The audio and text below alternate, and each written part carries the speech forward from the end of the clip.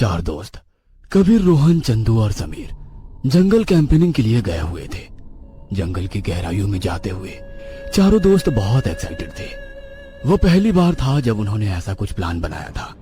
अब ये सब जंगल में कुछ आगे ही गए थे कि चंदू की नजर साइड में एक पत्थर की मूर्ति पर पड़ी, जिसके दो बड़े नुकीले दांत निकले हुए थे और सर पर सींग बनी थी।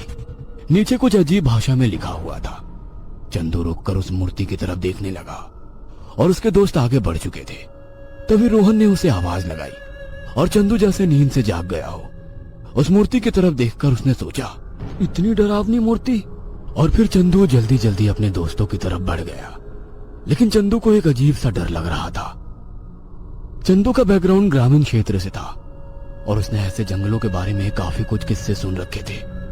इसलिए उसने अपने दोस्तों से कहा कि हम और ज्यादा गहराई में नहीं जाते हैं, बल्कि यहीं पर अपनी टेंट लगा लेते हैं। लेकिन बाकी तीनों उसका मजाक उड़ाने लगते हैं और उसे कहते हैं कि वो गांव छोड़कर शहर तो आ गया है, लेकिन अपनी गांव की सोच भी लेकर आया है। ऐसा कुछ भी नहीं होता, सिर्फ मनगढ़ंत बातें हैं। अब ये लोग कुछ गहराई तक गए ही थे कि चंदू ने कहा कि उसे ऐसा लग रहा है जैसे उसके आसपास कोई है और कोई उनका पीछा कर रहा है। कबीर ने चारों तरफ देखा और बोला, ऐसा तो कुछ नहीं है, यहाँ कोई नहीं है सिवाय छोटे मोटे जंगली जानवरों के। हो सकता है कि कोई बंदर एक पेड़ से दूसरे पेड़ पर गया हो, इसलिए तुझे ऐसा लग रहा हो। एक बार फिर सब चलने लगे। सब आपस में बात कर रहे थे कि खाने पीने का क्या क्या सामान है और किसे कैसे इस्तेमाल करना है।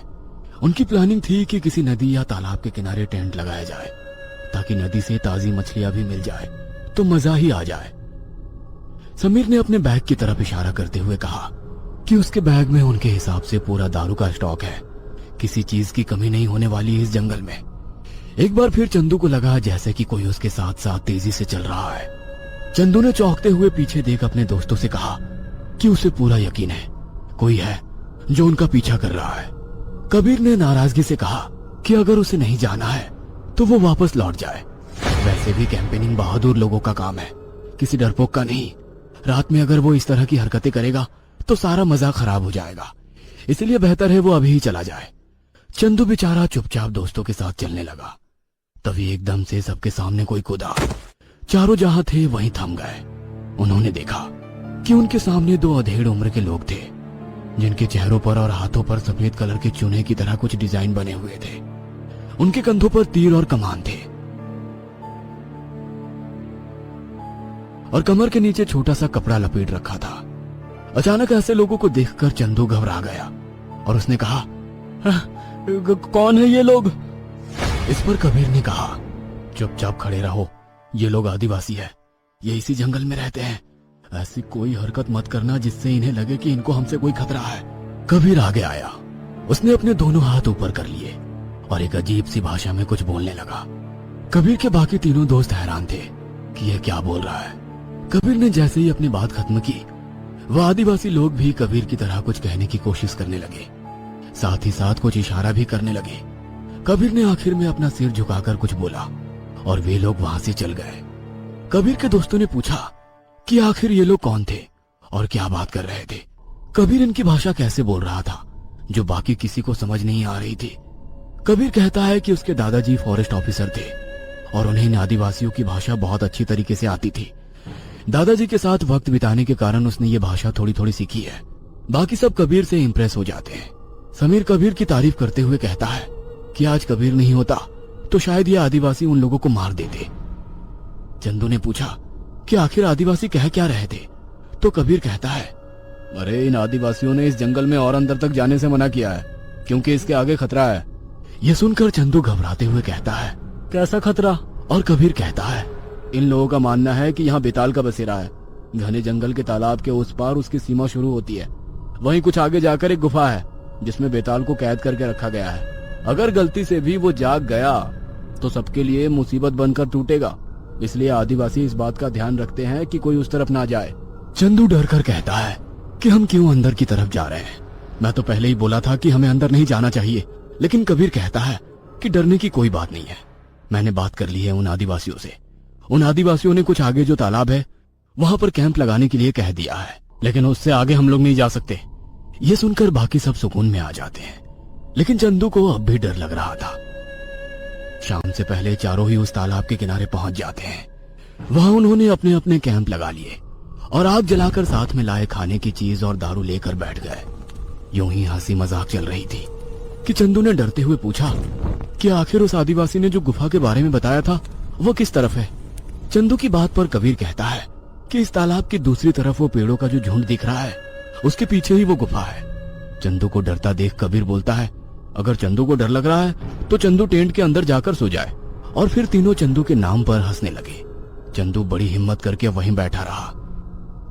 धीरे धीरे सब पर शराब का नशा चढ़ने लगा था और एक एक करके चारों ही अपने कैंप में जाकर सो गए। आधी रात के करीब जोर से सियारों के रोने की आवाज आ रही थी और उल्लू अपने पंख फड़फड़ा कर एक अजीब सा डरावना माहौल बना रहा था। जंगल के बीचों बीच कैंप में सुकून से सो रहे इन चारों लड़कों को जैसे किसी चीज की कोई फिक्र ही नहीं थी। तभी चंदू की आंख खुली और चंदू को लगा जैसे कोई उसके टेंट के बगल से गुजरा है। ये देखकर चंदू के हाथ पैर ठंडे हो गए। जो थोड़े बहुत नशा उसके सर पर था वो भी 1 मिनट में फुर हो गया और चंदू उठकर बैठ गया। चंदू ने देखा वो परछाई जो उसके टेंट के सामने से होकर गई थी वो पीछे की तरफ जा रही थी।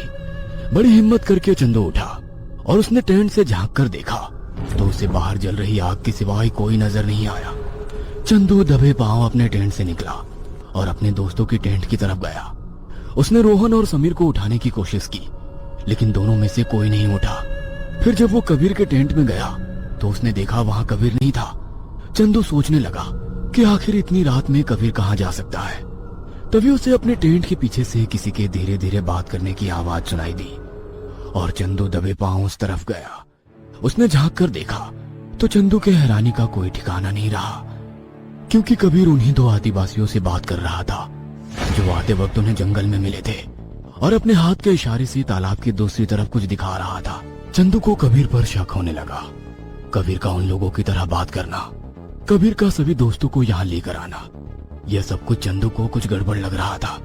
चंदू ने सोचा कि वो जाकर रोहन और समीर को बताएगा, लेकिन इससे पहले कि चंदू वहां से जा पाता उसका पैर एक सूखी लकड़ी पर पड़ा और उस लकड़ी के टूटने से वहां आवाज हुई, जिससे कि कबीर और वो दोनों आदिवासी चंदू की तरफ देखने लगे।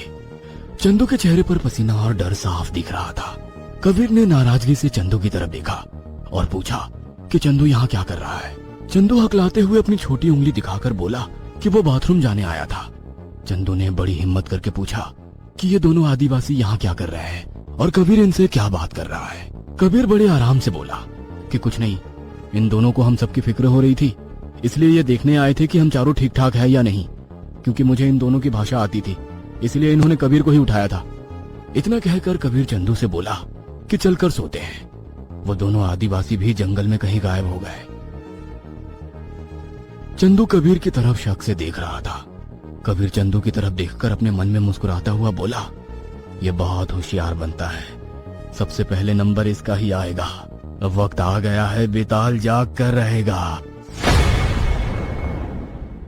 अगली सुबह जब रोहन और समीर की आंख खुलती है तो वो देखते हैं कि कबीर बाहर खड़ा है और तालाब के पानी में मछली पकड़ने की कोशिश कर रहा है, लेकिन चंदू ना तो अपने टेंट में था ना बाहर। रोहन ने कबीर से पूछा कि चंदू कहाँ है, तो कबीर कहता है कि उसे नहीं पता, जब से वो उठा है उसने चंदू को नहीं देखा है। रोहन कहता है कि चंदू की चप्पल अभी भी उसके टेंट के बाहर ही है, केवल चंदू गायब है। काफी देर तक जब चंदू वापस लौट कर नहीं आया तो तीनों ही उसे ढूंढने के लिए निकल जाते हैं। रोहन समीर से कहता है कि कहीं ऐसा तो नहीं कि वाकई में जंगल में बेताल का कोई साया हो और वो चंदू को ले गया हो। समीर उसे डांटते हुए कहता है कि ऐसी बकवास बातें नहीं होती, हो सकता है चंदू डर के मारे यहाँ से चला गया हो। लेकिन रोहन का मन नहीं मानता है। वह फिर से चंदू के टेंट में जाकर देखता है कि क्या पता वहां से कुछ मालूम चले। वह जैसे ही टेंट के भीतर जाता है वह देखता है कि मिट्टी के ऊपर कबीर खतरा लिखा है।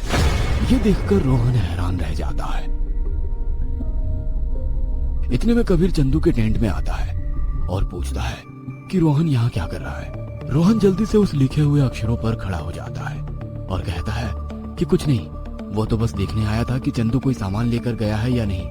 मन ही मन में रोहन को शक होता है कि आखिर चंदू ने कबीर का नाम क्यों लिखा है। रोहन कहता है कि उन लोगों को वापस चलकर पुलिस में कंप्लेंट करवानी चाहिए कि आखिर चंदू कहाँ गया। इस पर कबीर कहता है कि पुलिस में कंप्लेंट करवाकर कोई फायदा नहीं होगा।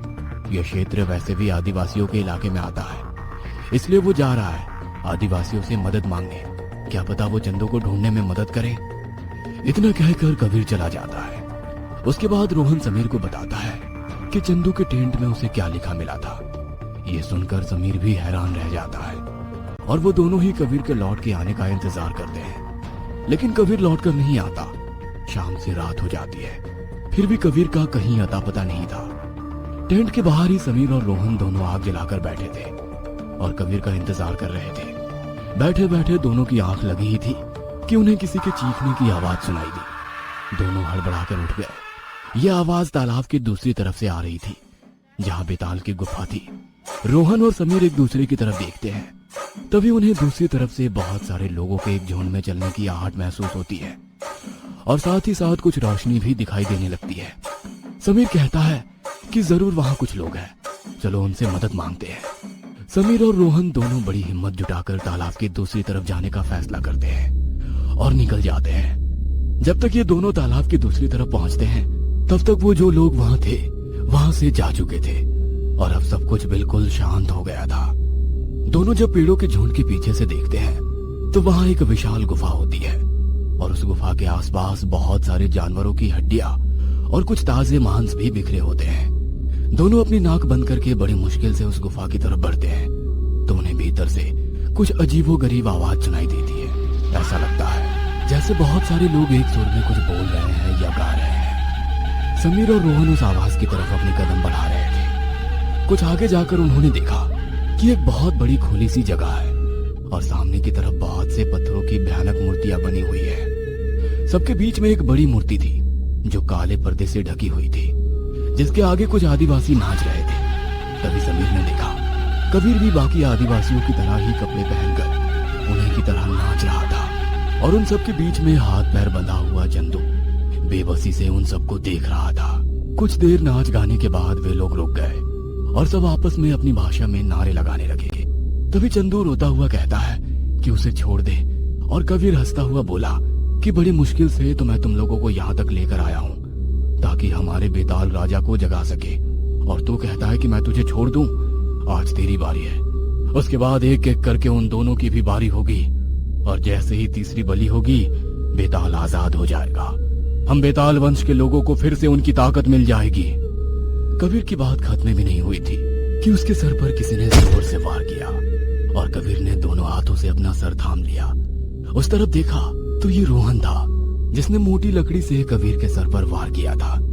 कबीर चीखते हुए कहता है कि इन दोनों को भी पकड़ लिया जाए।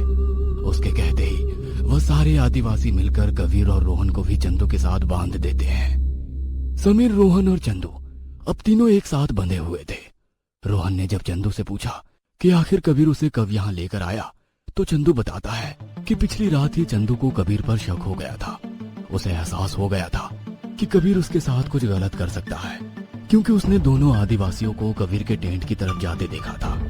इसलिए चंदू ने जमीन पर कबीर का नाम लिख दिया था कि अगर उसे कुछ हो जाए तो रोहन और समीर सतर्क हो जाए। चंदू ने बताया कि कबीर उन्हीं आदिवासियों के मुखिया का बेटा है और ये सब बेताल वंश के लोग हैं। ये सब इंसानी खून और मांस खाते पीते हैं। सदियों पहले इनके बेताल को शक्तिहीन करके कैद कर लिया गया और उसके वंश के लोग भी अपने आप शक्तिहीन हो गए। तब से आदिवासियों के रूप में ये लोग भटक रहे हैं, बाहरी लोगों को फंसाकर यहाँ लाते हैं और उनकी कुर्बानी देते हैं। जैसे ही इनकी कुर्बानी की गिनती खत्म होगी बेताल फिर से जाग जाएगा और इसीलिए कबीर ने चंदू, रोहन और समीर को यहाँ पर फंसा कर लाया, क्योंकि अब सिर्फ 3 कुर्बानी की ही देर है।